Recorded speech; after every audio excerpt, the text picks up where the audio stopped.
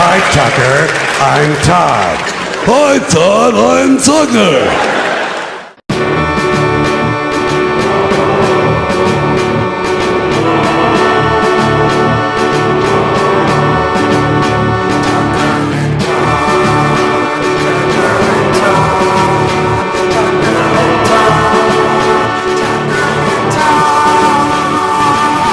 I'm here, I am centered, I am focused. You're centered. Where did you find your center? Outside of my phone. That's a pretty good place to look, I think. Yeah, the center is definitely not in the phone. But more specifically, where was it? Oh. Well, if I was trying to be funny, my center is exactly 4,992 licks into a Tootsie Pop. That's what I was hoping for. Were you really going for Tootsie Pop? Yeah, it was, and I had one prepared if you didn't do it. So funny. We're on the same wavelength. This really is the Tucker and Todd show. Oh, help us. Yes. Subscribe to our Patreon. We're going to have to get one of those when we have more than 10 people listening. I think my idea was that unless there was because what I see with communities that are fresh, a lot of them won't start a Patreon until people ask for them, and so I would say I wouldn't want to start one until we had at least like 1,000 subscribers or 10 people saying they would support one. Probably a reasonable starting position, yeah. So let somebody else come up with it, and that way, if everybody says it was horrible, we can blame that guy. Yeah, well, I would never want it to seem like we're doing this specifically to be making a profit off of it, so I will let it be somebody else's idea. For now, this is for shits and giggles, but the better and bigger it gets, the more shits and giggles there'll be for everyone. Absolutely, and then everybody can share in the shits and giggles. Alright, so how are we feeling this evening? You've been on a hell of a roll with our premises. You've blown up that whole channel and made me feel very inadequate. I don't think you have to feel inadequate. It's just because sometimes, because like what I had done last week is I cleaned out everything that we had done already, and then kind of realized, oh, we need a lot more in here, or we're just going to catch up to ourselves and not have anything. Which would turn into a bit of a shooting the shit episode, where it's just us talking about whatever. Oh, which would be fine, and we could call it the bottle episode, and then every time that happens, we can just call it bottle episode 1, 2, 3. Yeah, and those ideally would actually probably be a little bit shorter. You know, if you have no prepared content, we're going to wind up with a lot more pauses, blank spaces, umming and awing, and stuff that goes nowhere. Yeah, just a 20-minute gab, a little sample patter. So let's see what we have in this enormous list you have produced for me. Yeah, did anything stand out to you at all that you want to pick from? I have to pick through both the ideas and the discussion channels because some of the stuff that got expanded on was really interesting to me. Yeah, I think the discussion channel is probably where to go because those are the ones that we were most excited about and like attached onto. Oh, okay. So lads leaving behind burn notes in brown paper bags at drop sites, only to have them picked up by a curious homeless man who was a savant detective who was initially just looking for a sandwich, but is now starting to piece together a global conspiracy. I liked that. And then I had and then as we kind of developed through that, I said maybe that guy is our first fisherman. Yeah, the fisherman, if you recall, I did go back and listen a little bit and look a little bit. The fishermen are actually Columbo's agents. Yeah, precisely. The what we wrote in the discussion, homeless guy. You said he's got a spot under a bridge or abandoned subway tunnel where he's got the clue board with red string connecting all the dots, but everything has to be a cheap version, so the string is the shoelaces. And then I said maybe after trying to get the attention of countless world leaders, he's always trying to get attention with his plot, saying, "Look at what's going on. We need to address this." Columbo finally approaches him and says, "You appear to have something of interest to us." And then the rest of the fishermen saunter out of the shadows. That's what I said. And then I said, or perhaps this is the origin of the fishermen. It's certainly the origin of one fisherman. Now, we had established previously that Columbo is actually an eldritch entity, like a Lovecraftian monster thing, which means that his fishermen are probably also his cultists, which means that they're all varying levels of insane. And this guy definitely takes his shoelaces out of his boots every time he goes to the clue wall because those are the only shoelaces he owns. So he has to reassemble it every time he goes to it. Right. I had to get in that last bit before I forgot it. Just imagine him scrambling to take his shoelaces out of his boots so that he can reassemble his little clue wall. In and out each time. Yeah, and then he's like halfway through it, and then he realizes he actually forgot like his favorite shopping cart somewhere, so he has to take his shoelaces back off and then relace his boots and go. Maybe, yeah, because maybe he's got grocery bags full of shoelaces. No, it's funny if he only has the laces that are in his boots, and he has to use both of them to do his clue wall. So he has to just inconvenience himself every time he wants to do the detective thing. Oh, does his clue wall? Okay, does his clue wall? Because on a clue wall you have all like the cutouts. So his clue wall is all scraps, and the scraps he keeps in garbage bags. So he's got like Safeway bags full of these scraps, and then he has to take his shoelaces and connect all the scraps. Yeah, he has to.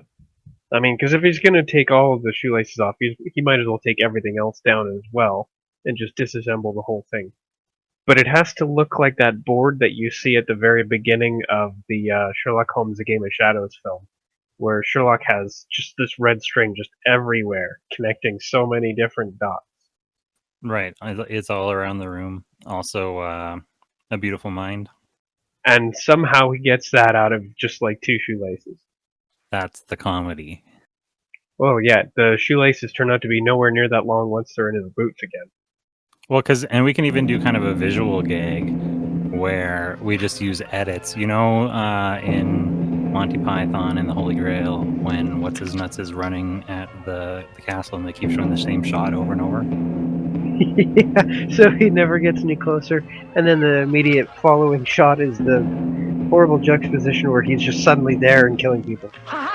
Yeah, so we have a shot of him. He just keeps pulling and pulling and pulling shoelaces out of his shoes. He just keeps pulling it and pulling it and pulling it, and then all of a sudden, bam! It's a map all over the wall. I like it. I'm all about that. We can use the music from the. I can't even remember who it is. Which is it? I can't remember which knight it is in that scene. Which one? I think that was Lancelot. Yes, that is. I was like, it's the one that is like the name that everybody knows. Yes, you're posting relevant images. Okay, so here's a thing. I just think he should have that Charlie energy. Pepe Sylvia. This name keeps coming up over and over again. Every day, Pepe's mail's getting sent back to me. Pepe Sylvia, Pepe Sylvia. I look in the mail. Well, this whole box is Pepe Sylvia. Oh, I like that. Yeah, because that is a huge meme. No. Yeah, because like in that particular scene, Charlie's acting like he's been hit, like he's drank 8 pots of coffee and has had a bajillion cigarettes, and he's just so jittery and insane. All right. Well, whichever of us is willing to put the energy into it at the time, I would enjoy that. I think out of the two, if one of the boys did have to do it, Tucker definitely seems to be the closest to that level of manic energy. But that's probably still me, like, conceptually channeling Calvin through him. I mean, it's hard not to do a little bit. Here's a question for you. Did you ever imagine a specific voice for Hobbs? No, I didn't. I always thought it would be Richard Kind. I'll put in an audio clip. No, you know what I'm talking about. Don't be a putz. What are you talking about? I don't know what you're talking about. There's no logic. Are you out of your mind? If you go to Florida, you're not going to call Aunt Chan? Yeah, okay. Yeah, I just listened to one. I hear it. Yeah, sounds like Hobbs. I will buy that. I kind of want to say that Calvin is Jonathan Taylor Thomas, but maybe that's a little bit too cute. It has to be something a little bit more scrappy. He is a scrappy little bastard. Anyways,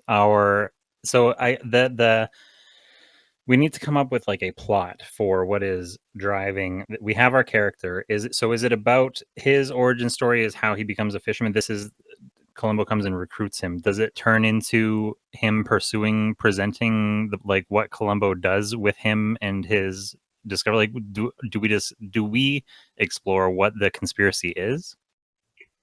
Absolutely. This guy has to be the conspiracy itself has to be illustrated at least a little bit, and the conspiracy has to directly relate to Columbo, which is why it gets his attention.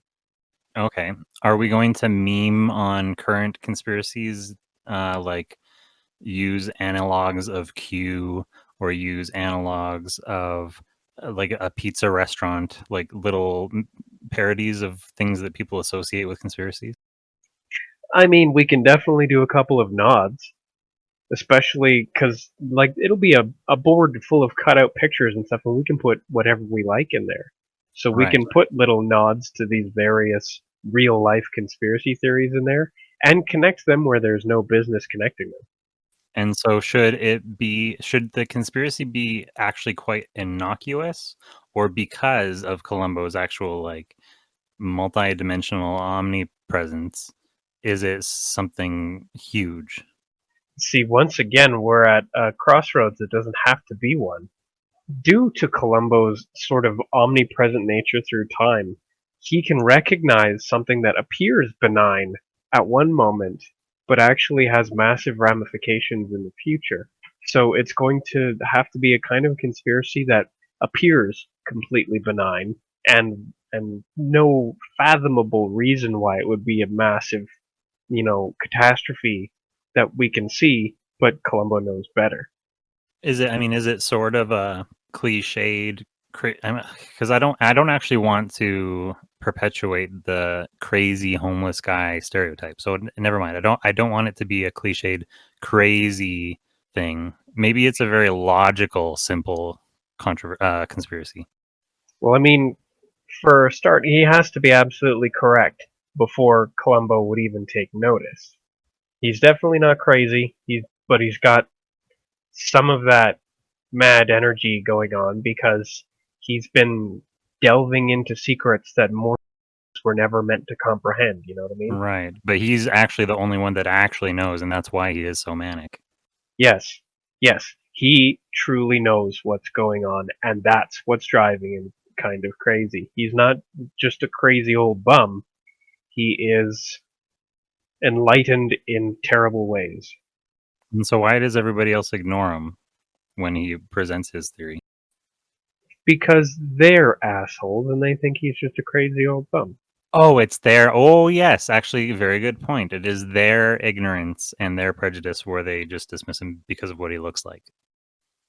Yeah, they don't even consider that he might be correct, especially because he makes leaps in his theory that make no sense to them, but like he's dipped into some of that omnipresence through what he's learned, so he can see the connections clearly. Okay, this needs to be flawless. Is it how many licks it takes to get to the center of a Tootsie Pop? I He don't knows how know. many. I don't know if we can actually. I don't know if we can do a slippery slope even in our craziest dreams with that one that leads to some kind of global catastrophe. Does he know what you would have to do for a Klondike bar?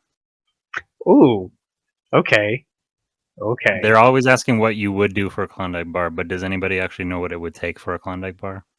I mean, how many men, how many women, how many children have done things for a Klondike bar but never gotten that bar? Oh, interesting. How many?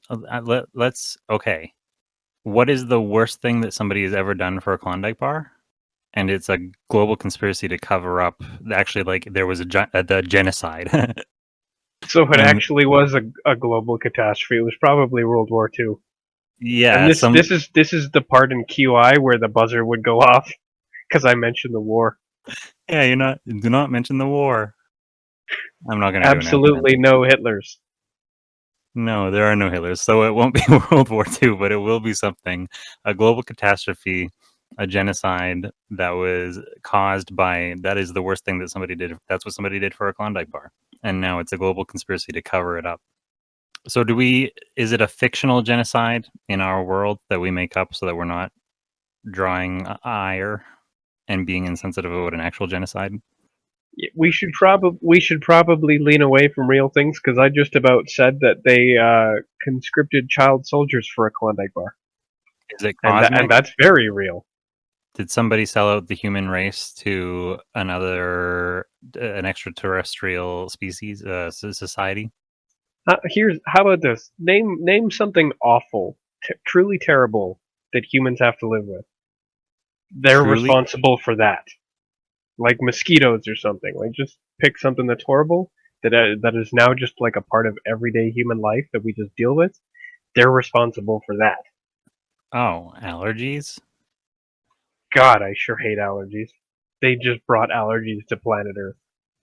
Yeah, there were no allergies.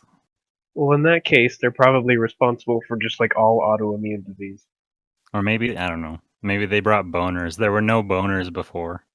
You know, I'm not sure boners are so terrible. They're highly effective at what they're supposed to do.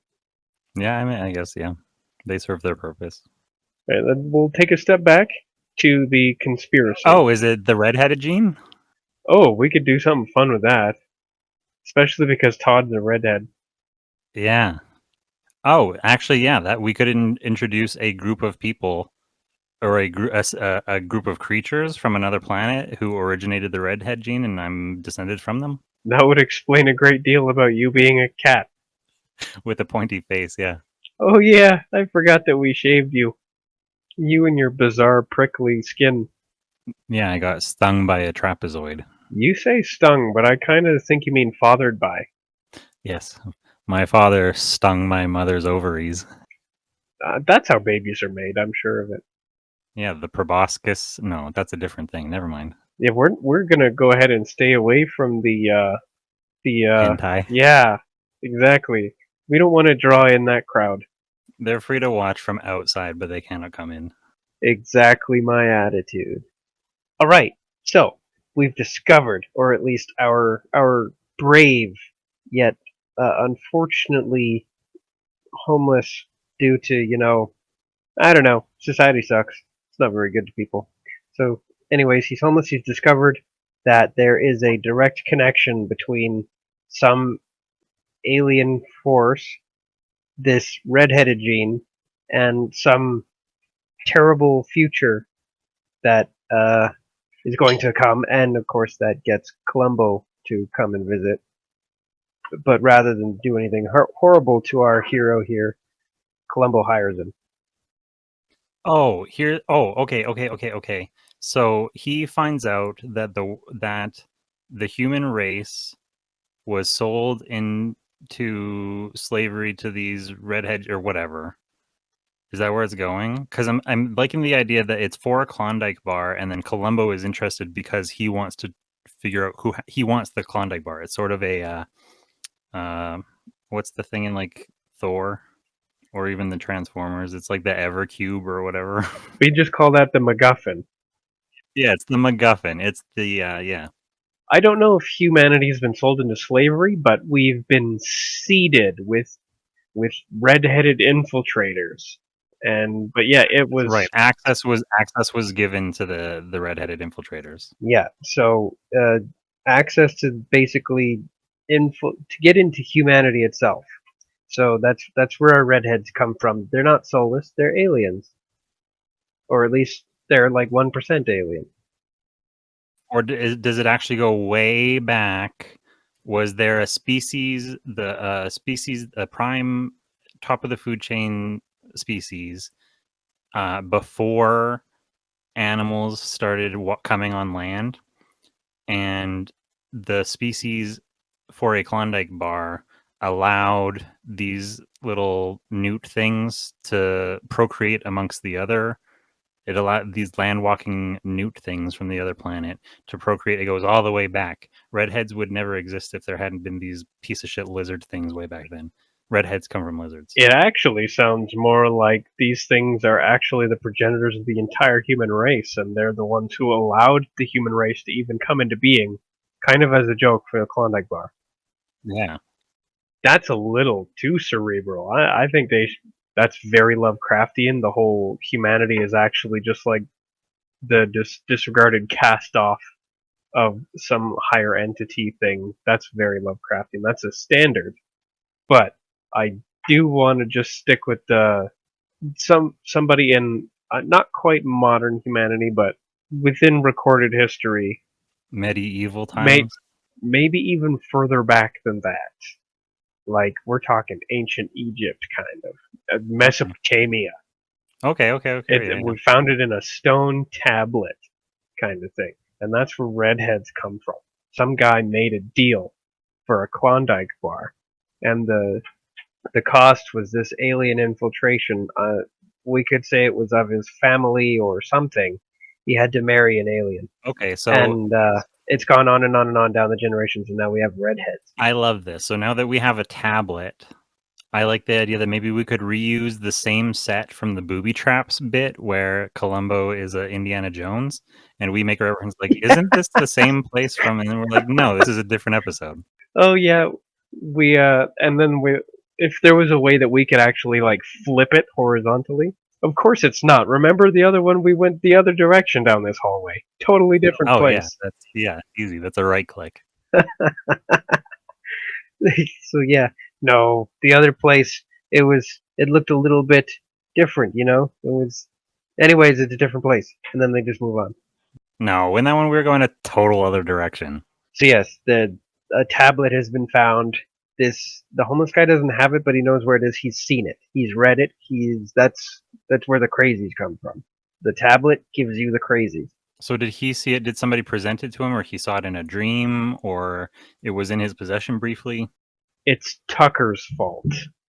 Tucker happened to be walking by and reached into the stupid pocket of that suit and pulled it out.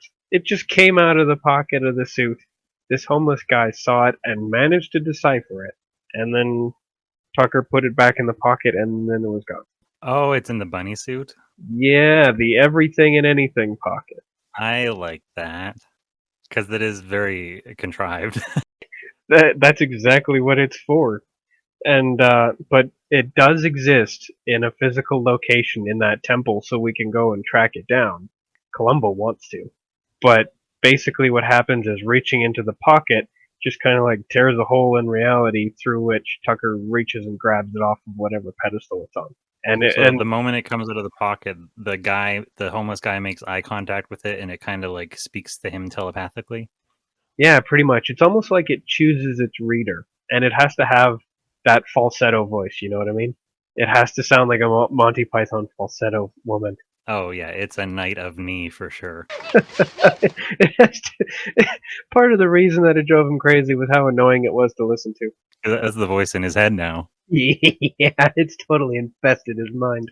It's telling him all these horrible secrets, but like in the worst way with the worst voice. That's so funny because it is the Eldritch thing, right? So he's got a doom sayer inside of his brain, but it speaks in a Knight of Knee voice. Yeah, that's difficult to get away from. I'm actually looking forward to recording that because I can record the knee voice and then just like throw it across 4 tracks in different corners of like the stereo, have it floating around your head with different voices. Ooh, yeah, I'm gonna have nightmares about that after I hear it. How fun. Okay, and so that is how he discovers it. And so Columbo finds him. So time goes by after that where he's ranting and raving.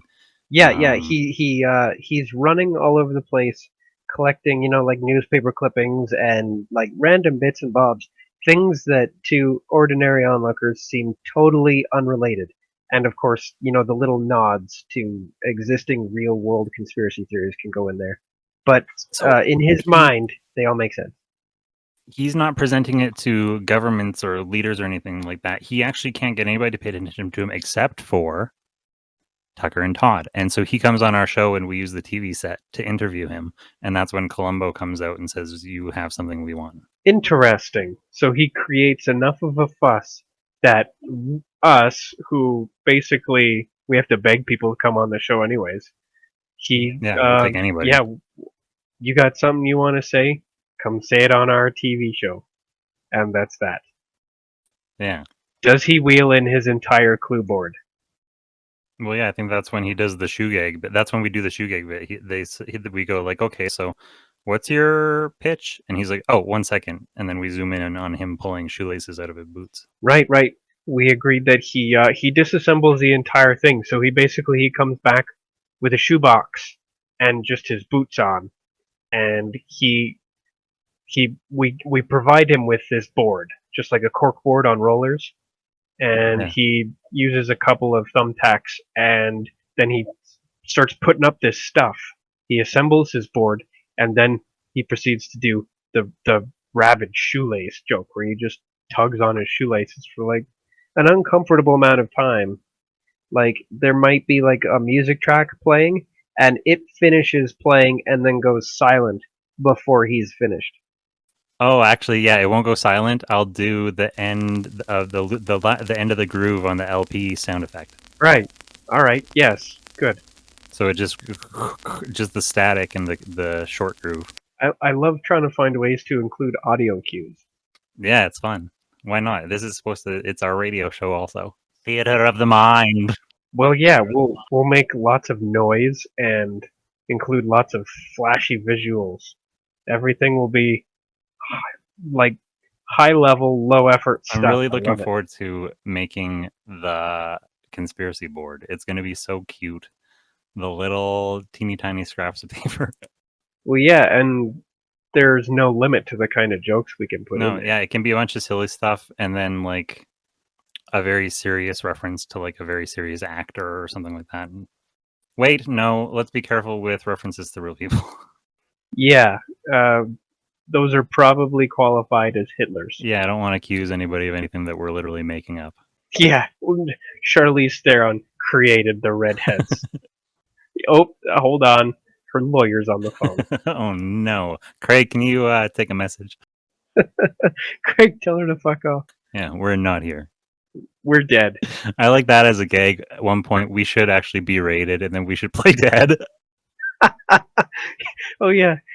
First they try calling, and Craig has to answer and say that we're dead, and then they're like, "We're outside. Open up."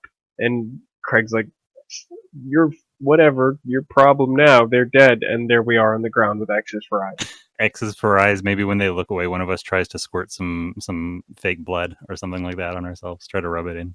Like some ketchup. Yeah, we're sitting there. We have the. I don't think it is in the same scene, but the homeless guy ran away, and we've just got his shoelaces, and we're trying to make it look like it's our guts falling out of us. That poor guy. He ran away without his shoelaces. Yeah, you just hear his boots go flop, flop, flop, flop, flop. No, I think it's a separate thing. I don't think we get rated in this one. No, probably not. Columbo is there, and he would. I don't know. He would do something. There has to be a reason he's always getting away with all the shit he does, and it's because he's omnipresent. He just knows when to not be there. Right. He's like Ra's al Ghul or whatever. He's super spooky. Okay, so how far did we get to? Where are we in the plot? We actually have him on our show now. He's assembling his clue board, and he's doing his shoelace gag. And so after that, See, Columbo. we started with him having the vision, thanks to Tucker. He goes crazy, starts collecting all the things that go into his clue board, all the while listening to the new voice in his head that is a knight of knee. And he's trying to get a hold of anyone who will listen, but nobody else will. We, who are desperate to have people on the show, we've probably had a cancellation, like a last-minute cancellation. So I tell you, or you tell me, whatever, we need to fill this time slot, just go pick somebody up off the street, and we do. Well, and so I think actually because he saw us, because Tucker was the one that pulled it out of the bunny suit, so he saw us there when he first started hearing the voices, and so he's seeing posters for our show around town or advertisements on the internet or whatever, and so he feels he knows that we're associated in some way, and so he's trying to figure out how to get to us. And so when we go out on the street to look for someone, he's right there like kneeling down with his arms out like he's found the temple or something. Right, so one of us gets sent to go just pick somebody up off the street, and serendipity, he just happens to be there because he's looking for us just as we're looking for him. Yeah, and he sees the door open and he sees Tucker standing there looking around like, which bum out here am I going to grab? Nah, if he says that, the straight woman needs to give him a stern look. No grabbing bums. I wonder which bum out here I'm going to grab. She just says, none. We don't do that. Not since last time. Not since the war. The war. Don't mention the war. Okay, and so he I comes on have the show. QI flashbacks. That's all. I have QI. I stopped watching it after a few too many seasons of Sandy Topsvig. I don't.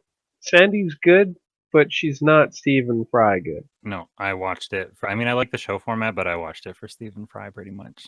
Yeah, me too. I could listen to him forever. And Sean Locke and Bill Bailey and Craig Davies and all of them, really.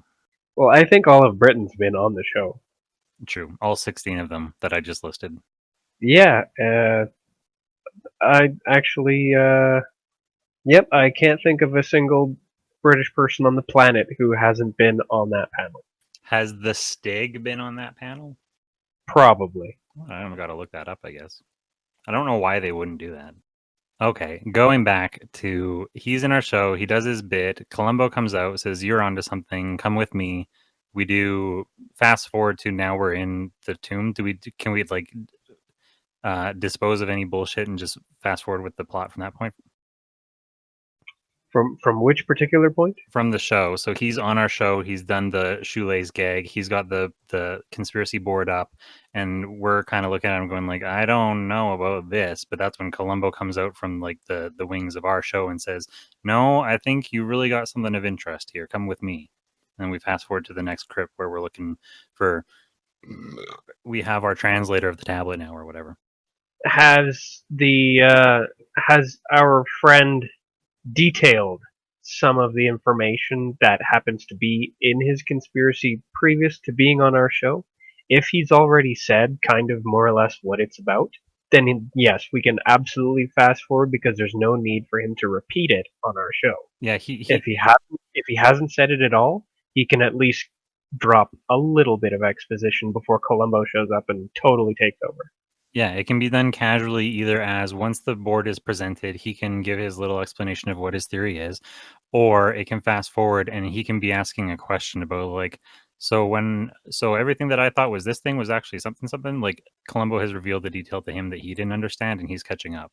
I kind of want there to be a brief aside where this guy states the premise basically that this is the origin of redheads, and I kind of want I want him to say it in a way that sounds vaguely, discriminatory, and I want to look over to the straight woman and have her kind of give a non-committal shrug because either she doesn't know if we're crossing any lines or she doesn't care.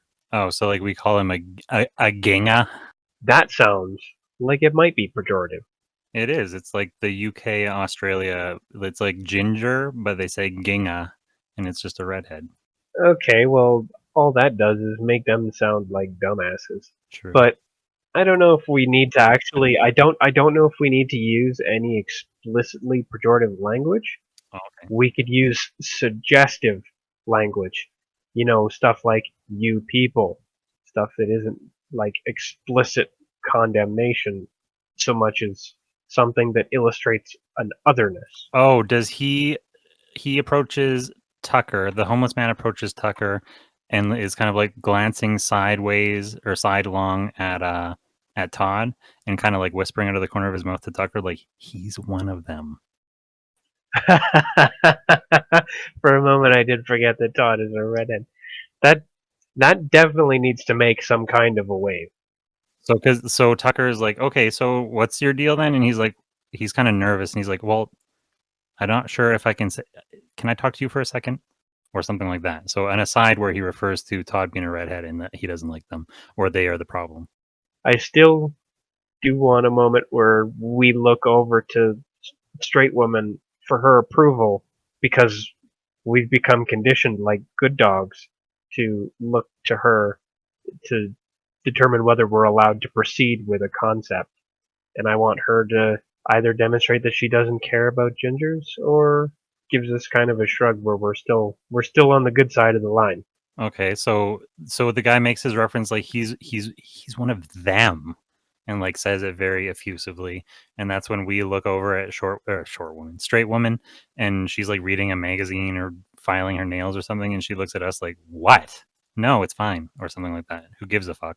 Yeah, I like it better if she doesn't even have an answer, but she's just indignant about looking up from her magazine. Or does she just ignore us completely? She can't even be bothered. She's not giving it any attention whatsoever. Is that funnier than indignant? Just totally ignoring us?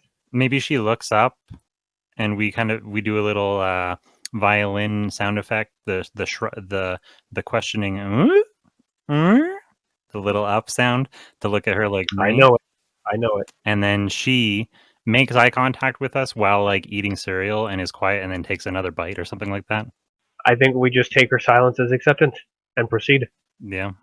All right, and then we proceed, and I guess if we let him detail whatever part of his theory he hasn't already explained to the audience, and he's just about to reach some kind of important point when Columbo shows up uninvited. Columbo shows up everywhere uninvited. He doesn't need to be invited. That's true, but he's never interrupted us in the middle of an interview, probably. I mean, he probably has. Do we say that? Do we draw attention to the gravity of the situation? You've never interrupted us in front of a taping. But since he's omnipresent, he can just be like, "Of course I have," and then we can't really argue. We don't know. We're like, oh yeah, I guess not. You would know, Columbo. I guess we just kind of go, "What?" And then he's just like, "Never mind that," and then just like takes the scene back. Okay, I like that. Huh? He doesn't have to explain himself to us. No, that is not his lot in life. So we move. We have now established the. Oh, so does he? Do we give him a whole a speech right now saying why it's of interest, or do we move forward? Who would give a speech? Columbo. Is he informing the guy why it's of importance, or can we show and not tell? I mean, the fact that Columbo showed up at all does indicate that there is more to it than just some mad rambling. But I do think he probably should say that you're onto something or something of that nature.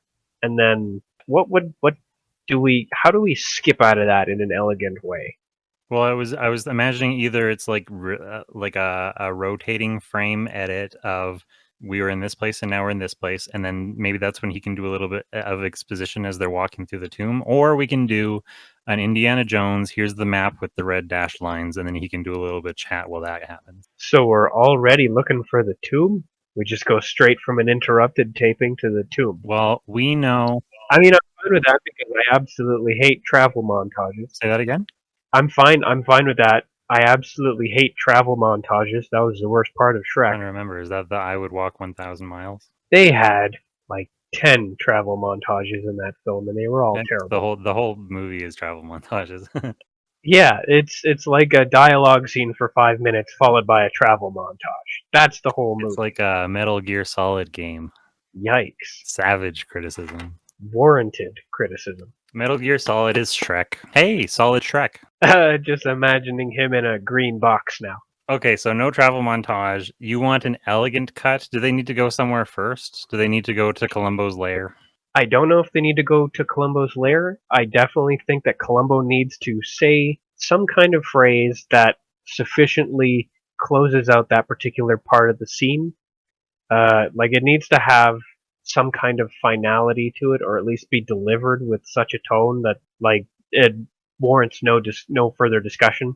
And then we're immediately backstage where he gives us a brief rundown of what's happening and where we have to go. And I don't know how the secret is in his mind, because the whatever kind of monstrous intelligence happens to be contained in the tablet is now living inside of our homeless guy's head. Ooh, and so instead of a travel montage, is our elegant way that we're going to use the green screen here? And we go like, how are we going to get there? And we say green screen, and one character is like, what? And we look over, and the tomb or whatever where we're going is on the green screen, and we just walk onto the green screen, and now we're there. I like that a lot. We've been looking for excuses to use the green screen, and basically using it as some kind of instantaneous transport that makes no sense whatsoever, besides that it's narratively convenient, is perfect for me. Yeah, it's like hopping into the painting in Mary Poppins or whatever. I think hopping into paintings was made truly cool by Mario. Oh, yeah, that's fair. And Blue's Clues. I think Blue's Clues stole it from Mario. Oh, that's another conspiracy theory that we have to discuss on our show at one point, is that Blue's Clues stole the hopping into paintings from Mario. I mean, I don't mind if we discuss it on our way hopping into this painting.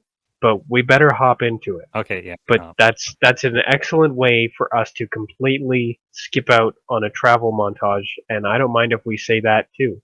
What, were you hoping for a travel montage? And then we just jump right in. Yeah, Tucker's like, I hate travel montages. I fucking hate them. They're just an excuse to show different shots in different places while playing a song, and then just like panning the camera around the people as either they walk, or they drive, or they run. Yeah, we had to pay 13 salaries for a B unit, so we got to use this footage. It's just, it contributes nothing to the plot. It just suggests that time is passing and people are moving, and that there's a much better way to do that. It's a good excuse to play a Rusted Root song. Yeah, okay, that's fair, but it's probably the only excuse to do that. And if it's the only one, do you really need to play it at all? Actually, no, what we're going to do is when we hop, as we hop into the green screen, I'm going to play 1 second of Send Me On My Way, and then it's going to cut off immediately.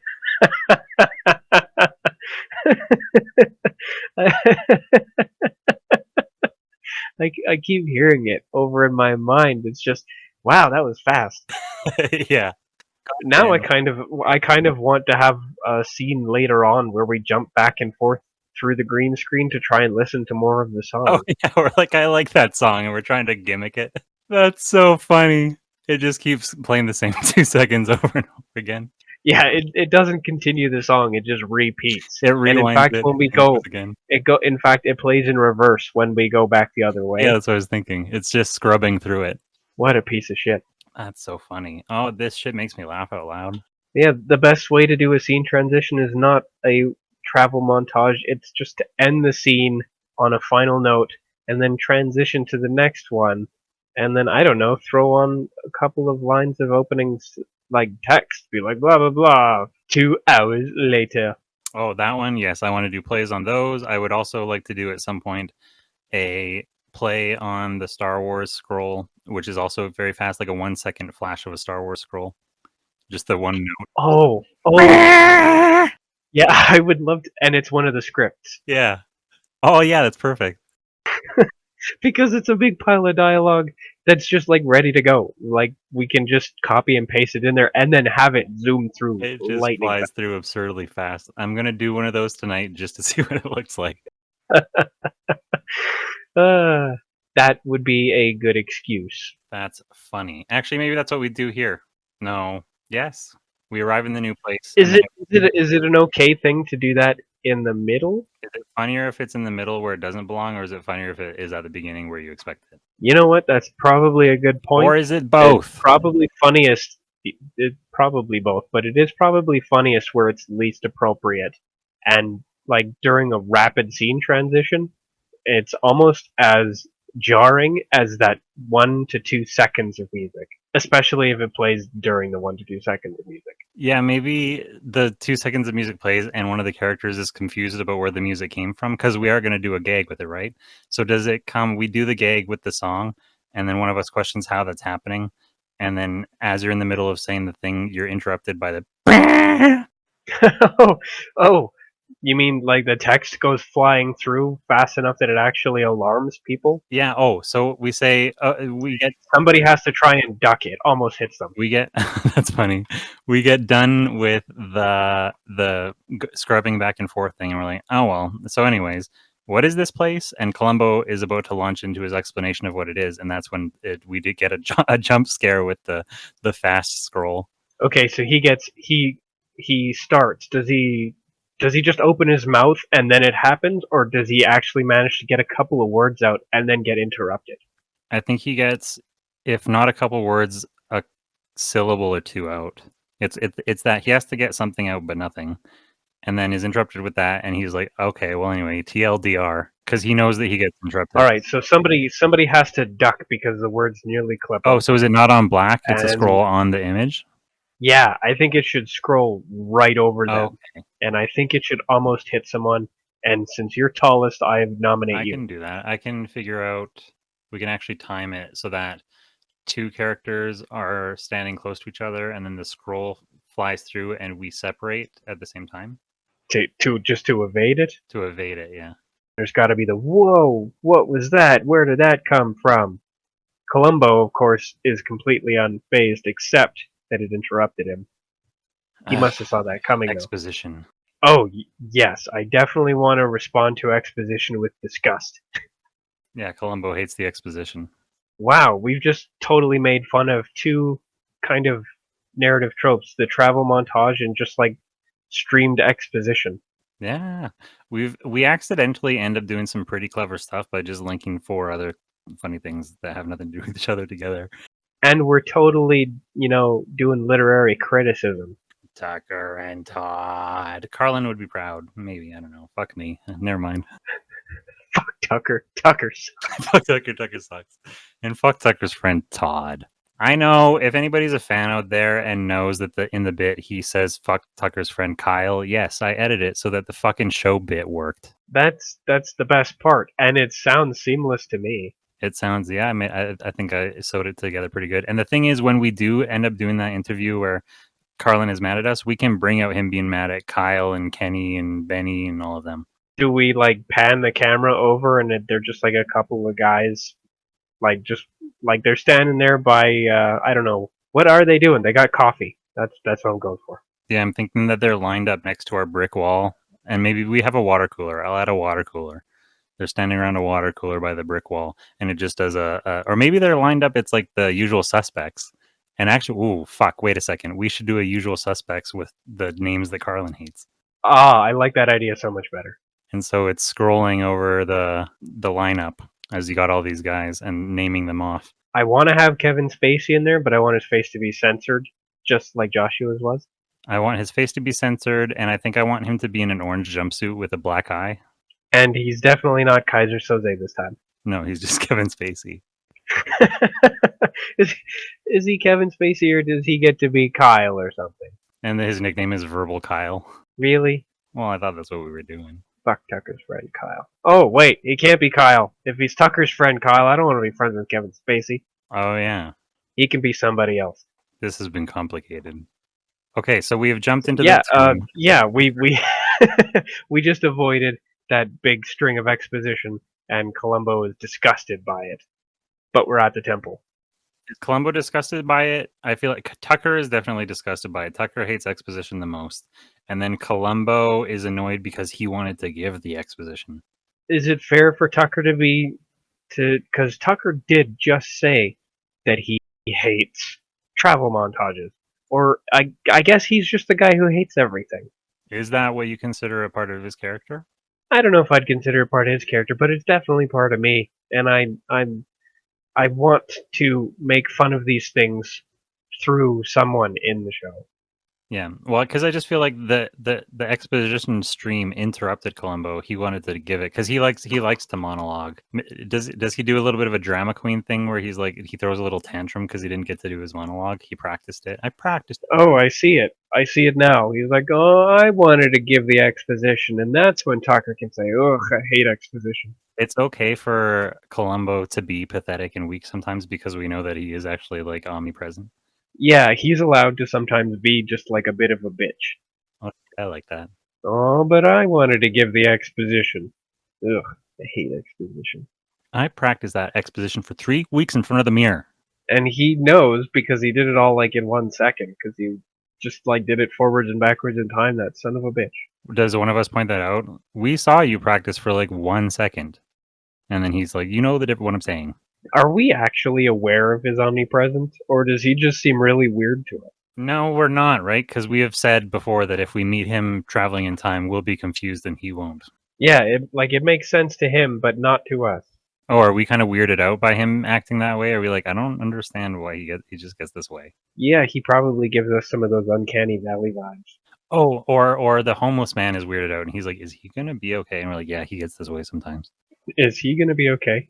No, but he never was. No, but he's never been not okay. No, he's just never been okay. He's Columbo. He's weird. Yeah, but we always pull through. And one more thing. Oh yeah, in his boohoo voice, he's going through the jerk list. And one more thing he's sad about. Yeah. All right. So Columbo's sassy and bitchy about not getting to the exposition. Tucker hates the exposition. We're at the temple. So we do the bit where we're going the opposite direction in the same place that we were last time. And then And we pointed out. yeah, of course. Maybe there even is one of the boobs left over. It's deflated or something.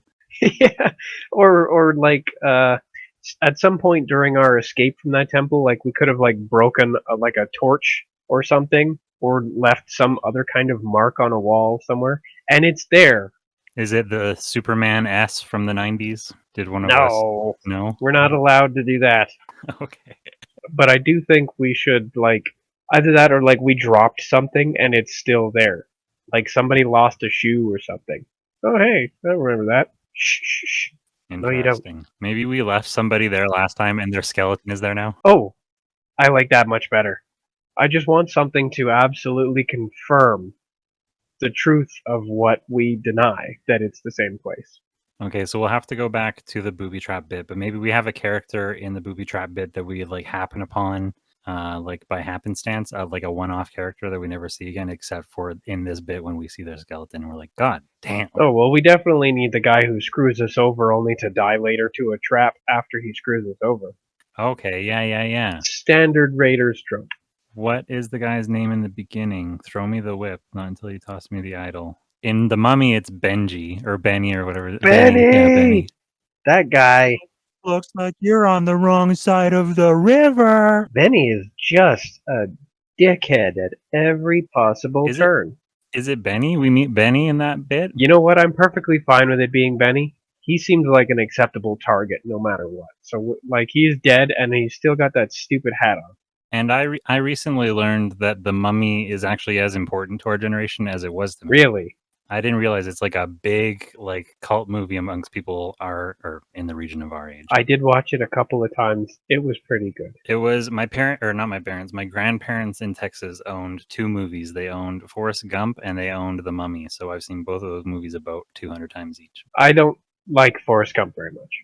Because you're a stoic? No, because I think he's weird. He definitely is weird. Did you know in the book he goes to space? You know what? That would make about as much sense as some of the stuff that happened in that film. He goes to space with a gorilla. I think the gorilla's name is Rose. I don't even know what to make of that. Somebody's in space with a gorilla? It's like a Mr. Magoo who accidentally wanders onto the ship. Named Rose, but the gorilla's a male? No, it's Rose from the Titanic. She's super old and she's super old and she's trying to give me her necklace and I don't like it. She's the oldest woman in the world, so she won a trip on the rocket. She's still alive. It's a burial at space, but nobody wants to tell her. Okay, goddamn. All right, so we just passed Benny's skeleton. It's wearing the fez. Shortly after, yeah, it's wearing the fez hat. We just passed his skeleton. It's still like it has the skull impaled on one of the wall spikes or something. It's still clutching a booby. a skeleton of a booby.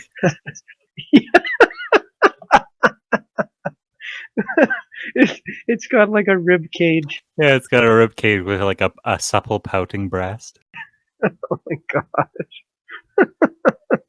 It's a skeletal boob. How? It's all soft tissue. But that's what makes it funny. It's just so like the funny. skeleton of a boob. Somehow. He's just clinging to it. He's drawn a Wilson face on it. Okay, then maybe the spike shouldn't be through his head or something. He should be stuck like in a net or something. Yeah. Okay, so we're walking down the hallway. One of us asks if we've been here before. The other says, nah, this is a totally different place than that. Look, we're even going in the other direction. And that's just like one moment before we pass by the skeleton of Benny and the skeleboob. And then it'll be shortly after that before we wind up in the exact same chamber that had the MacGuffin in the last one. And now there's the tablet there. And so do we need our homeless guy to touch it, or do we need him to just be in the when he walks into the proximity of it, there's like a field, an effervescent field begins to spread throughout the room? I think everybody gets a terrible headache and develops, like they all go deaf and all they hear is like a terrible ringing in their ears because it's 2001 A Space Odyssey. We just found the monolith. And is the ringing in their ears a knee voice? I don't see why not. It's just one shrill note. Knee. Yeah, because now we've brought that guy back, and then the the consciousness that had split off the tablet is now returned to it, and the homeless guy is probably clear-headed for the first time in months. Does he like snap out of it and be like, "Where the hell am I?" Or is he cognizant of everything that's occurred? Oh wait, sorry. I was thinking a little bit. So did you say that everybody froze around him, or are they all like clutching their skulls with the ringing, and he is like serene? Yeah, like they're all clutching their heads, at least for a moment. But it does clear. It doesn't last for the entire scene. And does he start to speak in a voice that isn't Well, no, his? I'm gonna assume that the whatever splinter of consciousness that left the tablet and went into him returns to the tablet. Does he snap out of it and stop being crazy, or is he cognizant of everything that's occurred and everything that he knows? Oh, interesting. Because I like the idea. I am liking the idea if he snaps out of it. Because if he wouldn't remember anything. Like, if he snaps out of it and he's just like, "Where the hell am I? What's going on? Who are you? What's that thing?"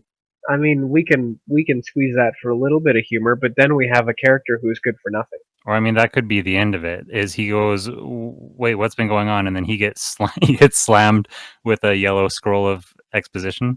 And it like nails him to the wall. Oh, another one comes by. Meow, pong, just takes. And he gets murdered with it. And then we shrug and that. Does it have to kill him, or can it just take him out? Oh, maybe it just knocks him out and he slumps over and we're like, oh, well, that saves us a story. Or here's an alternative take: the camera pans to focus on our homeless guy, who is now like, "Who are you? What's going on? Where am I?" And then like something draws our attention back, and Columbo and the tablet are gone, and we're lost. And then He took it and left us there with this guy who doesn't know who we are. I want the mood and the energy to be very similar to like the very sudden end of oh shit, that was our only face blur, like just Oh, an exclamation and then cut. yeah, like he just abandoned us there with this guy now. What kind of ending would we apply to that? Or is it funnier to have another wall of exposition come by and take this guy out? And do we have to now be in fear for our lives from random piles of text flying through the air? Let me think, cuz Okay, cuz. he makes off with the thing and we notice he's gone. As I'm trying to like, do we care? Are we annoyed that we're now stuck here with this guy? Or do we accept our fate? Obviously, we're annoyed that we're now with this guy who's just a normal dude. He was interesting when he was crazy, and now he's suddenly not. I feel like we could make that could be a line of dialogue. Like, wow, this guy sure was a lot more interesting when he was blah blah blah blah blah blah. And then that's when it could be the final exclamation. Did we realize that we lost something that we needed to get out? I don't know, but we definitely just got abandoned. Like, I definitely think that regardless of which scenario we go with, Columbo took the opportunity to grab that tablet and abandon Yeah, us. without telling us anything, which is good for moving the story along. Yeah, we've got nothing now, and now we've got we've got nothing except for this guy. We just lost Craig. Does he start doing something absurd with his shoelaces? Do we go back to the shoelaces? Oh, is that even still a joke now that he's not crazy? And what happened to Craig? Was Craig with us the whole time? I guess he would have been. He's always. He was. I just heard him leave. He went badoo. Oh, that Craig. Oh, I see. I didn't get. Oh, I see. I didn't see the message. 10:28. Oh, it was only a minute ago. Okay. Yeah, but he is gone. Did you want to bring him back, or is that necessary? Well, no, it's not necessary because Gyark stays the whole time. But let me just see if I can bring him back just for the sake of it. Please do, because I don't trust Gyark any more than I trust Craig. Okay, I'll kick one out and do the redo. That means you'll have to download 2 things. Oh, yes, I'll make a mental note of that now. Do I need to do 2 things? I don't want to do that. Oh, no. Then try to just bring Craig back in, I guess. No, he doesn't want to. Okay, then we're just going to proceed. We've got Gyark, and he was our backup, and I'm so glad we have him. Yeah, if he drops out, then we'll pay closer attention to it. Okay, so... Well, if he drops out, it will go badoo, and I'll notify you, and then you'll have 2 things to download anyways, but until then, you just have the one. Yeah. He has not failed us yet. Craig fairly consistently does.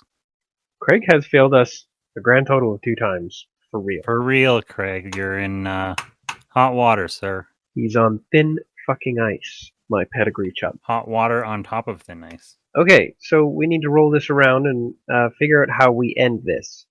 Does this guy dodge a flying pile of exposition, and that's what draws our attention away from Columbo long enough for him to escape? Say that one more time, sorry. We need to figure out how we're going to end this. Does our homeless guy get knocked down, taken out by a flying pile of exposition, and is this just the distraction Columbo needs to make his escape? Because I kind of like that idea. I like that it was dodged once, and then it actually. I mean, that could be extremely hard to actually end up animating. I think you could do it really cheaply and really horribly with like some like shitty Mortal Kombat 1 blood VFX. Oh yeah, actually that would be fun. I have been thinking about like getting some like free effects assets just to throw in explosions and smoke and stuff like that. Especially if they don't fit. Like a 16-bit explosion, just Yeah, complete with like Duck Hunt sounds. actually maybe the stream of exposition hits our homeless guy, and there's a little 16-bit explosion. Look at the editing on that. We'll fix it in post. I like that. And then we're like, wow, Columbo, did you see that? And then he's gone. Ah, fuck, he's gone. And then we go, well, this was absurd and stupid. Let's go home, and we just walk off the green screen back into the studio. Well, that seems highly unlikely. Then we can go. I wouldn't say that, because Columbo abandoning us and doing stuff that's weird is highly likely. Maybe that's what you say. Well, that was highly. He's gone, and you say, well, that was highly likely. Wow, that was actually highly likely. Yeah. Okay, I like. And then we just get back out of the green screen because we're bored. I'm bored. Are you bored? Yeah, let's get out of here. And I guess we leave the homeless guy. He's been knocked out. We didn't check if he was alive or not. We just leave him. In another bit, we will see him with Benny's skeleton hanging out. 2 skeletons hanging out. Oh, he's got his. Does he have his own boob? Yeah, probably. I mean, I'm thinking maybe we'll do like an afterlife kind of bit, and then those are characters that we'll meet there. They're in the afterlife. They've each just got like a boob. Yeah. Oh, yeah. Maybe we don't meet their skeletons. We meet them as like ghosty angel characters, and they've each got their little boob familiar. All right, so we return to the studio, and that's scene. Yeah, that scene. That was the longest bit we've ever done, I think. That was even longer than the bit we did about the movie. It was. Yeah, it's 10:30. We've got time for probably one more bit. So this will be a 2-bit cast instead of the usual 3-bit, because one of them is huge. We've gone on little tangents. There's been little tangents. I need to start keeping up with. I need to do a better job because I want timestamps in our archive. I got our archive started. I got them all divided into like bits and episodes, but now I want to. Yeah, I saw it. Doing timestamps will be difficult because we do like to do tangents, and I don't want to remove them completely. Tangents lead to fun. Yeah, I'll never remove the tangents. So many of our bits have come from tangents. Okay, let's pick another one from the list. Should we do the chimney on the roof? Oh, I just realized we forgot to really do the fisherman thing, and then we killed the homeless guy. It's okay, yeah, so it's not that. He doesn't have to be dead, though. Like, he can come back as one of the fishermen. Yeah, but maybe Columbo saves him. But yeah, I guess we better not. Yeah, okay, he's not dead. He's a fisherman, and maybe that's how you become a fisherman. You have to be murdered by one of Columbo's plot devices. Interesting. And then he just like brings you back? Yeah, he's like a vampire of some sort. He brings you back wrong. Like a monkey's paw resurrection. He's like a reanimator. Spooky. Okay. Do you think we can do anything with that chimney that will last for a whole bit? No, that might be one of our sitcom set bits. Oh, one of those real short ones. Yeah, remember when Grandpa got arrested for fraud? And he goes back in time and he's trying to get a refund on his chimney because it's clearly on the roof. Or on the house, sorry. Yeah, it's clearly on the house. Okay, that is good. But that will be, that'll be for the that's sitcom. Brief. Okay. School shooting? Oh, I like that one. Yes, let's do that. Okay, my premise. And of course, all the other shootings. Yeah, because that's what it was. A grad photographer gets arrested for posting ads for, quote, school shooting, and during the interrogation keeps digging himself deeper with bizarre photography innuendo that sounds homicidal. Let me jump into the discussion. Wow, what the hell? There's so. Oh yes, I said you spat out your drink. I said services available: wedding shooting, family shooting, school shooting, boudoir shooting. I'll happily shoot your wife. Sorry, just bring her over. I'll happily shoot your wife.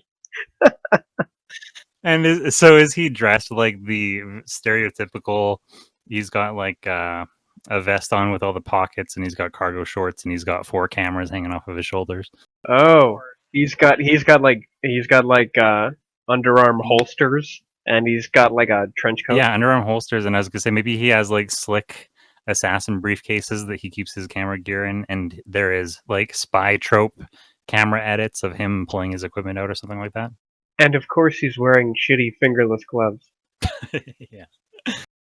Okay, so All right, so he has all the hallmarks of an actual shooter, but he's a photographer, and he just takes it too seriously. And when it comes to using this terminology, yeah, so is it an interrogation, and they're trying to get to the bottom of what do you mean by wedding shooting? Well, I show up to a wedding. Yeah, go ahead. And I have all my equipment with me. Yeah, sir. Proceed. And I set up the tripod. Okay. And I set up the lenses. And then I just get to shooting. I shoot everybody I see. Yeah, they pay me. I'm paid for the whole night. I shoot everybody that I can. Like hopefully everyone, honestly. Yeah, I always feel bad if a night ends and there's somebody I didn't shoot. Like they often come up to me and then they wait, what am I Shoot gonna my say? kids. Yeah, shoot my kids. Oh yeah, they can't. What is the word for it when business that you're doing in one place accrues you business in other places? What's the word for it? I actually just discussed that the other day, but I forget Like what when it it is. feeds into itself. Fuck. I'm gonna have to figure that out. But it's like self-generating. Is that the word? Self-generating business or whatever. He goes to weddings and people come up and ask if I can shoot their kids, if I can shoot their family. And I always say yes. I'm always happy to shoot someone's family. Oh, a couple times I've shot some dogs.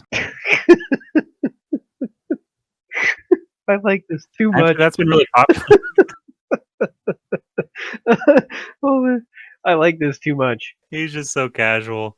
The cops are like aghast. Yeah, who shoots a dog except cops? Are they the Canadian cops from before? They're the Fargo cops. Hey, who shoots a dog? Oh man, I was hoping they would be back. I remember they interviewed our last guy. They should be interviewing this guy. Is the interrogation taking place in the car on their show? Yeah, why not? He's the next guest on Convicts in a Car and getting questioned. By 2 police officers. Hey, that's detectives to you, eh? Okay. All right. What other terminology does he use? I really like the bit where he set up the lenses and the tripod, and then he just starts shooting it. Oh, it's so silly. Okay, so other circumstances. So that is the wedding shooting. Oh man, the tripod stuff at the wedding was so good. I wish I could come up with another bit of dialogue that was as smart as that in the same direction. Maybe it just can't be done because there's only so many ways to do photography. Oh, you can always start cracking jokes about like setting a timer on it so that it shoots itself. Oh yeah, I've got a couple set up with self timers. You should see the flash fire. Do you mean the muzzle flash? You should see me light up those kids. Those kids are dead. Oh yeah, maybe that's yeah. He says you should see me light up those kids, and they're like, "Sir," and he's like, "With the flash." Is he defensive, or he still isn't on? He still isn't in on. He doesn't realize that he's actually under suspicion. Yeah, he definitely doesn't realize that he's talking like a goddamn murderer. He doesn't sound like he's a serial gun shooter. He's just continuing to use these terms to refer to his profession of just taking pictures, and he has no idea that everybody else regards this as insane. And he just kind of remains ignorant no matter what their reaction is. Is there some way that we can say, like, how to take a photo, you say cheese, and also if you were to shoot up some people, you would turn them into Swiss cheese? Can we blend those together somehow? Interesting. How can we connect those? Can't. It's not connecting in my brain right now. I don't like any of the ways that it's wrapping around. This concept is so good, but I'm starting to wonder if we're equipped to handle it. We're too stupid for our own bits. That's funny in and of itself, though. I had suggested that perhaps male cop could show up and make a reference to Going Postal. That one would actually be a reference to Brooklyn Nine-Nine, Would it be? because they deal with a male guy who continually refers to himself as a federal agent, and then he gives a completely false description of what going postal means. And it's Okay. definitely all positive things. I was going to say that perhaps he starts, maybe after he has been oblivious for a long time, he starts looking at them going like, you guys are talking about like I've gone postal or something. And Mail Cop pokes his head in and goes, hey, He's next in line to be interviewed. that's my thing. Did they ask him a question about how business has been? And he says he's been making a killing. Ooh, is that too on the nose or is that funny? I've been killing it. I don't know. He's like a bro. I've been slaying, bro. Yikes. What a guy. I was going to say maybe because they're making a killing. Yeah, it's been highway robbery. And they're like, seriously? And he's like, no, not seriously. More like I've been making a killing. No, that doesn't work. I do kind of like the highway robbery thing. Like, we're branching out into other crimes. The cops start taking notes. Go on. He starts just using a bunch of metaphors for committing crimes. And they're like, he's got a whole list. He's just got 97 charges. It's a confession, man. Oh, I wonder if it's impossible for us to have the radio come on and somebody says that they've got a shooter over on such and such an avenue and they race over there and it's a guy taking pictures. Oh, okay. Is he taking pictures of... No, I think he's being arrested because he broke into the sexy kids part at the orphanage. I just wanted to see what was in there. That way he is not even a shooter anymore. Now he's just trying to take pictures of children. Well, that's sort of interesting because we were saying that the guy who was taking photos we were pretending that he was a bad guy because he was killing. And then we take a guy who is taking photos, but they're bad photos. Yes, these are bad photos. Or hypothetically, I don't want to say whether or not he actually successfully took any, but he was going to try. He had a camera and he looked weird and creepy. And he smiled. And so the guy who wasn't actually doing anything wrong is being interrogated for a crime. And the guy who is actually doing something wrong, does he get off scot-free or do we need him to have some sort of comeuppance? He can't get away with that. Oh, well, I imagine he was already in cuffs by the time we got on the scene. Some other cops got there first and he's getting hauled out and they're like, what did he do? Well, he tried to break into the orphanage there and take pictures of the kids. Well, maybe they rush to the scene and they have, for some reason, the original photographer with him, and then the original photographer is too slow to catch up to what's going on and says, see, I don't know what you guys are making a fuss out of. He and I are just doing the same thing. And then they both get arrested and they're in the back of the cop car. That's the end. You mean he suggested that he was trying to take pictures of children? Well, because he sees the guy By with the camera. saying that they were doing the same He thing? sees the guy with the camera and he says, I don't know why you're giving us so much grief. We're just out here trying to make a living off of shooting. Brutal. And then, yeah, they're both arrested. Yeah, because he committed to corroboration or whatever. I'm gonna treasure that moment though. When okay, go on. When I set up the tripod, that's a keeper. I think that is the yeah. What are you're supposed to lead with your best material? Yeah, and you did. I think that might actually be the most we can squeeze out of that next to trying to make a separate shooter joke. Yeah, it's little things peppered throughout, but I think that is the main thrust. Gross. Deja vu, weird. Double deja vu, actually. Is it always double deja vu? I mean, technically it is. Yeah. Bizarre. Alright, do we want to try and squeeze in like a 10 or 15 minute bit, or are we going to wind it down? I think we potentially could, because the next one under that line is the dadbod model. I feel like that could be quick. That could maybe be a sitcom thing. That's Dad. The dad character in the sitcom is a dadbod. Alright. Let's see where this goes. We've got a dadbod model. What kind of clothes does he model? Oh, I said a male model keeps mishearing his agent say on the plus side. And so maybe he's got a little muffin top, so he's self-conscious. So he keeps spinning out. He's got an agent who's extremely optimistic, and every time he's trying to give him good news, he says on the plus side. And the guy thinks that he's saying like that he's like a plus size, plus side, and plus size. Yeah, so he hears one and thinks the other. On the plus side, and all he hears is nice muffin top. I am not plus size. But he does have a bit of a muffin top. He's got a dad bod going on. And so is the cut to that like somebody's having a conversation and they're trying to say, "You're so sensitive," and he's like, "No, I'm not." And he says, "Remember when your brief stint as a model?" Yeah. So does he actually blow up then? Blow up like he's like on top of the model food chain. Well, see, if somebody's saying, "Yeah, you are very sensitive. Remember your time as male as a model." Like, what kind of stuff did he model? First of all, I mean, would it be funny if it was just like socks or gloves or something like that? there is such a thing as foot and hand models, and I think it would be kind of funny if not now, to later do a hand model who takes themselves super seriously and regards their entire body as incredibly beautiful, even though they just have really nice hands. You know, someone who I'm a model. Excuse me, Yeah. but he or she only actually models their hands. Nobody's ever seen the rest of them, but they think they're famous, important. Because their hands are recognizable. But I don't think that one works here. I don't think that one works here. This guy needs to be seen for his muffin top Yeah. matter.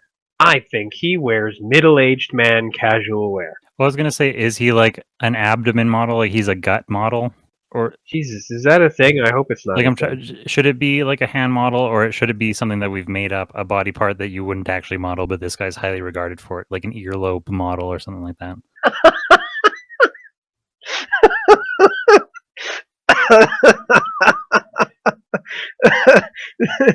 The finest earlobes on the West Coast. Yeah, or he's like a nose model. Is it like constantly zoomed up way close on his nose? I don't know if that's. I think we should probably. You know what? Maybe we never actually have to illustrate what kind of model he ever was. We just need the conversation between him and his agent, his optimistic guy, who said on the plus side, and then he goes from there. But like, if that counts as an instance of being too sensitive, what's his reaction to that? Does he really flip out? Does he flip a table over? Does he smash a vase? I mean, perhaps we could recreate a famous tantrum from a movie. In that case, it definitely needs to be one where somebody sweeps all of the contents off of a desk. Or or does he hear that and he starts quietly, angrily piling things on top of a desk, and we're like, "What are you doing?" He says, "Just 1 second." And then he finally gets a bunch of things on top of a desk that was already empty, and then he swipes them all off, and he's like, "Oh, I always wanted to do that." I like that a lot, actually, and I hope later, if nobody minds, if Tucker does that, but he actually has to go and get a stool so that he can get up high enough to knock stuff off of the desk. Is it sort of like he's alone? It's late at night. He's in the studio alone, and he's looking around to make sure nobody is watching. He gets his stool, he piles the things up, and he's like, "Yeah, I always wanted to do that." I think the most embarrassing part is that he has to get a stool. He lives a life of no tables.